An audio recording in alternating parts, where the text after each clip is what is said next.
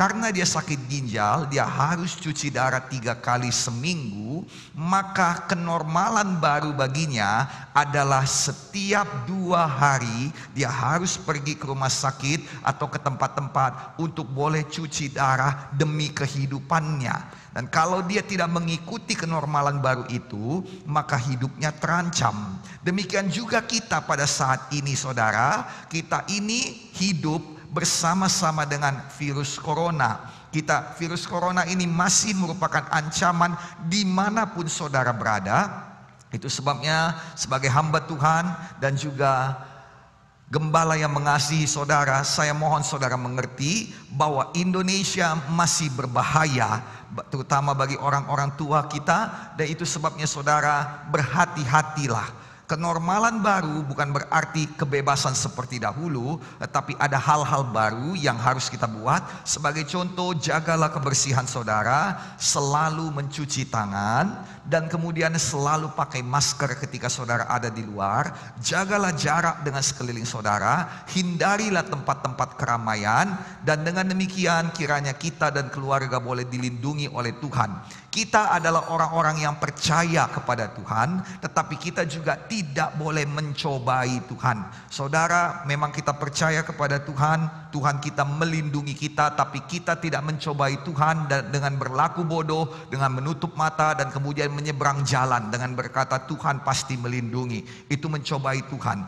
Itu sebabnya saudara, mohon agar kita semuanya mengerti bahwa program kenormalan baru ini saudara bukan seperti dulu. Dan nanti kalau kita juga ibadah tidak seperti dulu lagi, bangku-bangku kita tidak seperti dulu, orang-orang ibadah di gereja juga tidak sebanyak dulu, dan acaranya juga tidak seperti dulu. Dan tulang punggung daripada gereja sampai saat ini dan mungkin nanti sampai akhir tahun tetap ialah online service, tetap ialah ibadah online seperti ini. Itu sebabnya saudara, ini tidak seperti dulu, dan saya harap kita mengerti, dan bagi yang mengerti bisa melaksanakannya, agar kita yang melaksanakannya, kita yang bijaksana boleh terhindar daripada hal-hal yang tidak kita inginkan. Ini doa saya supaya kiranya kita mengerti, dan mudah-mudahan keterangan saya yang mungkin panjang lebar atau yang singkat ini boleh menjadi berkat bagi Indonesia.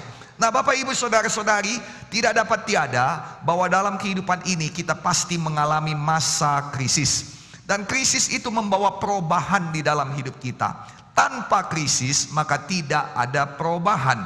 Nah, saudara kasih dalam nama Tuhan Yesus Kristus, kalau ada krisis maka ada perubahan, dan setiap perubahan Tuhan mau memberitahukannya lewat hamba-hambanya.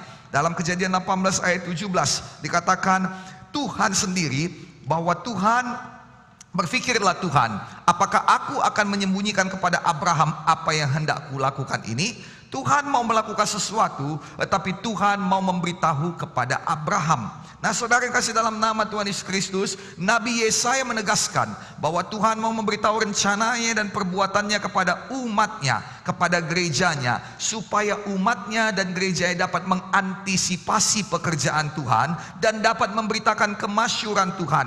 Dalam Yesaya 43 ayat 12 dikatakan, Akulah Tuhan yang memberitahukan, yang menyelamatkan dan yang mengabarkan, dan bukanlah Allah asing yang ada di antaramu. Kamulah saksi-saksiku. Nah, saudara yang kasih dalam nama Tuhan Yesus Kristus, Tuhan mau supaya perubahan itu menjadi kesaksian bagi kita. Krisis-krisis yang terjadi di dalam hidup kita bukanlah krisis yang membawa kehancuran dan keterpurukan dalam hidup kita, tetapi sebenarnya ini adalah krisis yang mengubahkan kita. Nah, saudara, dan itu akan membawakan satu kesaksian yang hidup bagi kita semuanya.